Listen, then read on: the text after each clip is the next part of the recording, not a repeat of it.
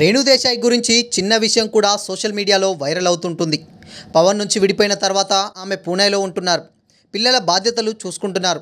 ఇటీవల జనసేన పార్టీ విజయం సాధించడంతో అకిరా ఆద్య తమ తండ్రితో సందడి చేస్తున్నారు. అకిరా తన తండ్రితో కలిసి ప్రధాని నరేంద్ర మోడీని కలిసిన ఫోటోలని కూడా రేణుదేశాయ్ షేర్ చేశారు. ఇక తాజాగా రేణుదేశాయ్ మరో ఆసక్తికర పోస్ట్ చేశారు. గ్రీన్ శారీలో ఆమె ట్రెడిషనల్గా ముస్తాబై కనిపిస్తున్నారు. ఆమె అంతులేని సంతోషంతో ఉన్నట్లు ఈ దృశ్యాల ద్వారా అర్థమవుతుంది. తన సంతోషానికి ట్రెడిషనల్ లుక్కి కారణం తెలిపారు. తన ఇంట్లో గణేష్ పూజతో పాటు హోమం నిర్వహించారట. తానే స్వయంగా ప్రసాదం వండినట్లు రేణుదేశాయ్ తెలిపింది. తన చేతులతో స్వయంగా ప్రసాదం చేసి పూజ చేస్తే ఎంతో సంతోషంగా ఉంటుందని రేణుదేశాయ్ పేర్కొంది.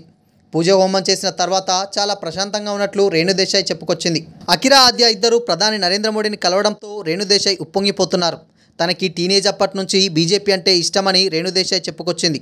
అకిరా పవన్ కళ్యాణ్తో కలిసి ఢిల్లీ వెళ్ళి మోడీని కలిశారు. కానీ ఆద్య వెళ్ళలేదు. అదే రోజు ఆద్యకి స్కూల్ మొదలైందట. తొలి రోజు స్కూల్ మిస్ కాకూడదని ఆద్య వెళ్ళలేదు. ఇక ప్రమాణ స్వీకారం కార్యక్రమంలో ఆద్యకి మోడీని కలిసే ఛాన్స్ వచ్చింది. దీంతో రేణుదేశాయ్ సంతోషంతో ఉప్పొంగిపోయారు. మొత్తంగా రేణుదేశాయ్ ఏం చేసినా సోషల్ మీడియాలో వైరల్ అవుతూనే ఉంది. అయితే పవన్ ఫ్యాన్స్ మాత్రం అన్న గెలిచాడంటూ వదిన పాయసం చేసిందని కమెంట్లు పెడుతున్నారు.